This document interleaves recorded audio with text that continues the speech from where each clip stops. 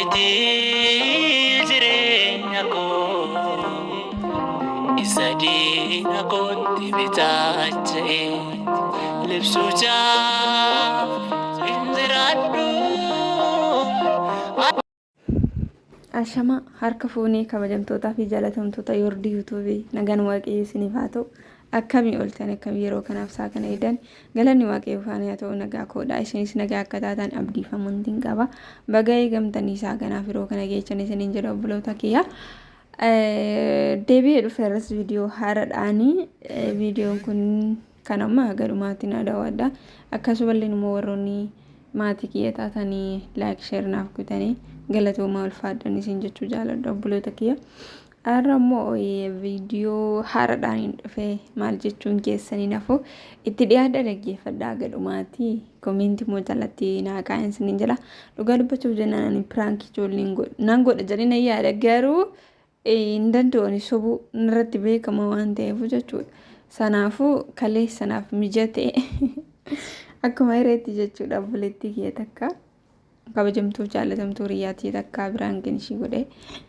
Jalqaba duraa ani yaadete wanta hin jiruufu guna namee siin bilbila wanta siin mari'adhu hin qaban jedheni. Sanaafuu ishiin dhuguma seetee ani bilbilee fi innaa dhugaa dubbachuuf jenna ishiin yaada bareedaa fi yaada ijoonaa kaastee akkuma beekamu piraankiin kiyya ani hiriyyaan qaba hiriyyaa dubaraa hin qaba. Hiriyyaan ishii sun immoo ishiin hiriyyaa qabdi hiriyyaa ishii sun na jaalatee mee akkamiin godhan jedheeni gaafadhe isiniin jedhamne walumaan hordofaa kallattiiwwan gara piraankitti. Ani jedhee bilbilaan akkamitti naan jalqabumayyuu hin jaalanne irra ishii hin jaalanne. Ani hin jaalanne garuu ishiin waan na jaalattuuf ishiidhaaf jecha malee ani hin jaalanne. Amma immoo bara oduun inni akkas jedhee ishii ani maalan beeka amma bee hawwi bee amma laali yoo ishiidhaan akkas jedhe ishiin amma dhuguma inni jedhe hin jettu sila jaalattuufu jechuudha. Sumatu jaalatee yookiin immoo sumatu anarraa fudhatee naan jetti malee akkamitti hiriyyaan akkatti wajjin nyaadhee wajjin mana tokko rafee wal jala bu'e ani nagiraa nagaa beemee hawwii dusitee maal goota akkas jedheetan itti mayoo eeshinaan hin jenne.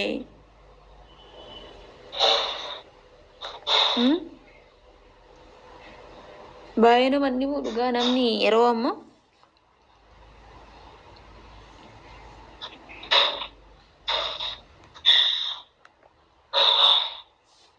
hawwi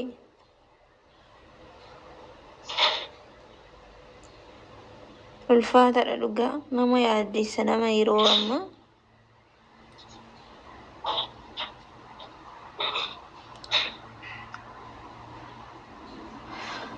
bara maal keessa akka jirru hin beeku ani bara baay'ee ulfaata keessa jirra. Waaqayyoon namaa sawwaru malee kanarra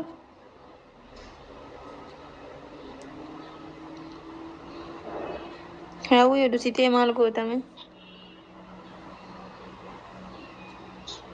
nagiraa nagaa bee jedhe.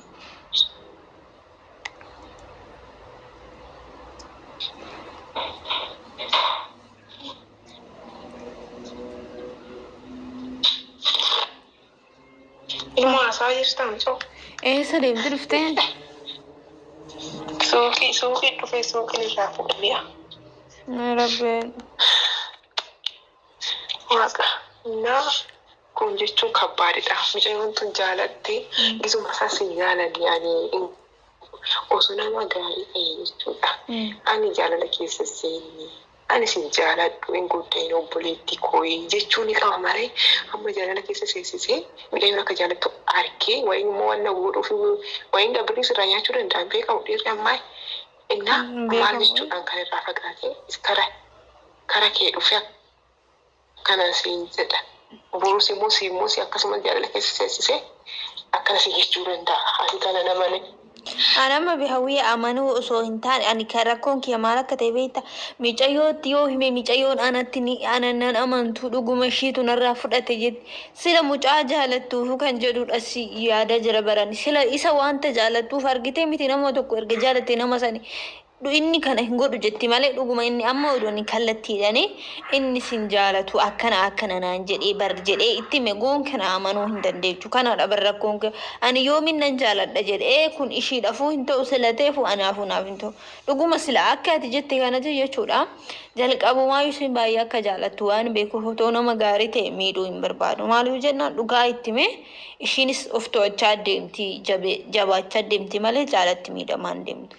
Garuu mirga walakkaa isaa geecha moggaa lama guutan erga wajjin haasa'uu jalqabanii jechuudha. Bakka ishiin guyyaa guutuu waa'ee isaa otoo hin haasa'iniin ooltu dhugaa otoo argite baay'ee ulfaataadha. Garuu ana amma kanaadha kana rakkise.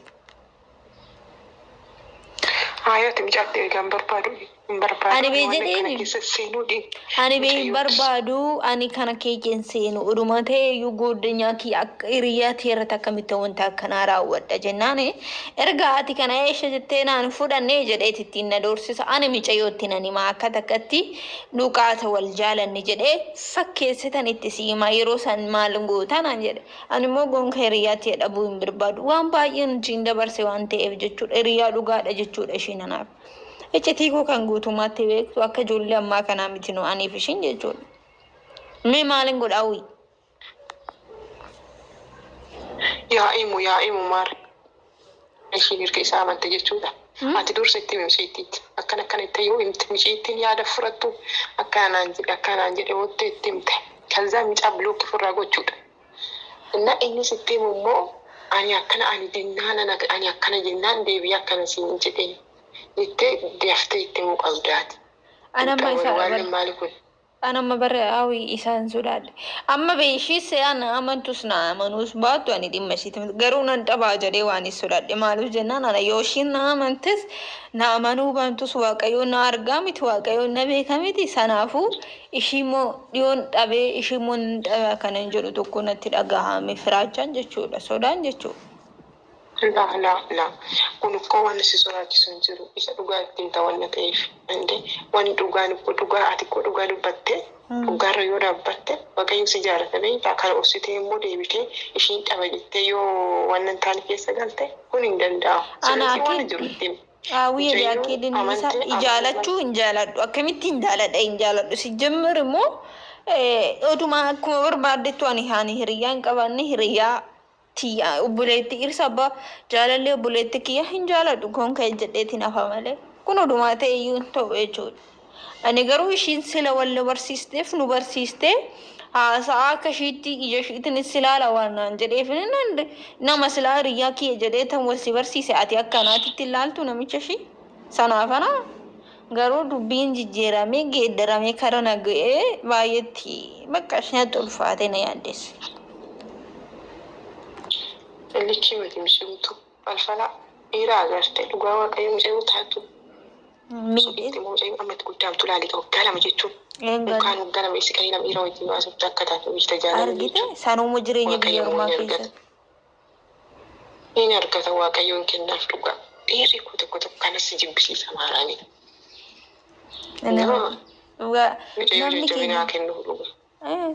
Ulfaata daawwii kun kan ji'a tokkotti wal barate wajjin haasa'uu qabaatte si dabbara nama si waliin haasa'uu guyyaatti utuu na barate na dabbara qirneedha kan waggaa lama ulfaata sanuma jireenya biyya ormaa keessa jiraachaa jaalala isaa baachaa makaraa baay'ee dabarsa. Nama isa nama jaalala argitu namaaf naa beekta dhugaa ani mimmaan giseen bo'uu qabe mimmaa jechuudha. Innaa kanaafuu ati wanna jirutti mucayyootti wanna jirutti miitii akkana itti gorsiiti yaada kee fudhachuu dandeessi hiriyaa wanna taataniif. Tarii anillee akkasitti tafataruu nan danda'amu fakkeenyaaf mucayyitti daldaalu waaqa. Akkamitti na daladha? Hiriyaa si barsiistee waaqa aanuu sun daldalaa rabbi kan. Anis akka sumatu narraa jaalatee fudhateen jedha malee.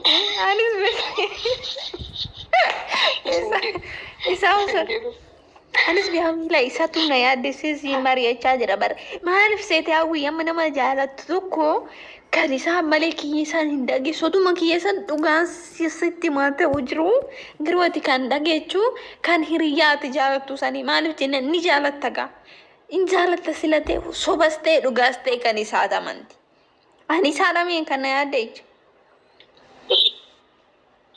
Sirriidha. Amma akkana godhe wayii. Kan godha? Isaatii fi kan isaa xalafiitii lamaa warra sadaf warra xalafiitii lamaaniifuu bilbili. Dhugaa jiru akkasitti waliin addaan baasa. Irratti Malee kabbaadii dhokkuwan. irratti bilbila. Eeyyee. Bilbilee Akka gurubbisitti hidhiitoo jechuudha isaan lamaan. Isaan lama kaza wanna jiru itti himtaga. Innis wanna jiru waa dubbatu. mee itti achumarratti dhugaan himamu. Eeyyeen dhugaa jiru haa dubbatu. Silas inni dhuguma na jaalatte jedha malee nan jaalanne jedha kun gagama. Laa ati immoo itti himtaga. Ani akka amantii kiyyaatti ani sobuu sin barbaadu kaanis hin barbaadu hiriyaa gaarii hiriyaa tooti ishee wajjin adda ba'uu hin barbaadu gini ati wanna hin taane yoo dubbatte waaqayyo sodaadhu jettee wanna tokko hin jiru beekta. Kanaafuu wanni jiru itti himta mucaan didee taana biloo kennitaniif akka kanas mucaan hin jajjabeessite dhugaa. Kabbaadheedha jaalala jechuun ulfaata baay'ee jechuudha waaqa. Heengaawii dhugaa hin ulfaata bar jaalala jechuun yoo nuti dhugaadhaan ilaalle in ulfaata garuu hawwi maaliif namoonni keenya akkana namarratti raawwatu dhiiras ta'e dubartiis ta'e fakkeenyaaf erga hin jaalanne haga kana hunda maal gochuu wajjin tura tokkoffaanii nama jaalachuudhaaf onneen kee qophaa yookiin onneen kee banamaa ta'uu qaba garuu keessumaa qaaman hin beektu waliin argine garuu gizee tokko galtee dhufteeyyuu yaani qaaman hin beektu gaa jechuun hawwi qaaman beekaniif miti barra nama kan jaalatan jaalalli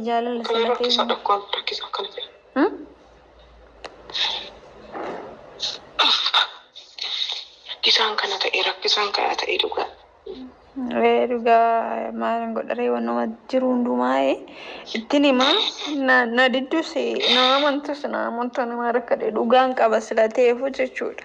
Hagan qaba abaarus asirraan dhabade haca hin geenyaa yoo na abaartillee nan ga'u haqni ishii sila na hagan qabuuf.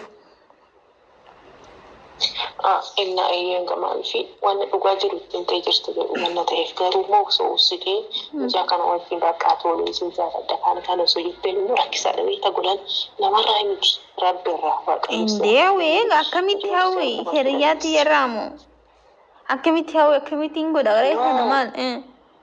Qaldiidha jechuun fakkeenya qaldiidha taphaafis ittiin jedhu kun akka inni mucayyoo irraa fagaannetti jechuudha akkasumas jettee immoo booda rakkisaa ta'a. Siifis indee jireen rakkoo sirroomuu danda'a. Hawwii rakkoodha maaliif yoo jette yoo nan akkasitti sobee fakkeessee waliin deeme guutummaa guututti boru na haggaallatu illee ni danda'a. Lammaffaan immoo anatti illee cubbuudha maaliif jennaan fakkeessee deemuun koo cubbuudha sila ta'eefu jechuudha. Boru jireenya kiyyaallee gaarii miti jireenya kiyyaallee jeequu danda'a beektami kanaawi namni fafeen wannoodha waan ta'eefu nama aggaallata waan ta'eefu. Dhugaadha kan nama qallaadha kan waaqayyo sodaachuudha kan nama dubbatanii dhiisan isaanii. Innaa ati wanni jiru ittiin akkuma nan siin jedhee gurubbii namaan bilbilitu wanni jiru ittiin garaa murattu maal gochisa.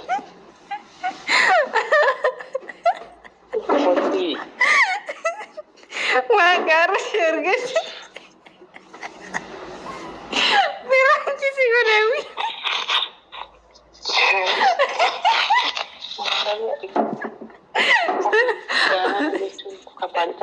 ya ya boy Biranci sih gue Dewa Civita Jis Arja gimana notak ini karena ruku ya si harga di mana ya gara ruku ya di mana warabet segala warabet Civita Jis mana ya itu gak sih anci narat kalian tikisho ambek tuh koflata sih tiada be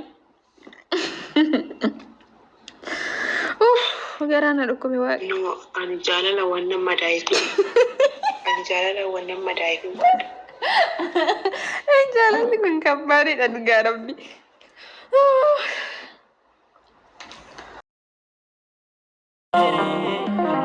Isa diina kootti bitaache libsuuchaaf hin jiraadhu harki kee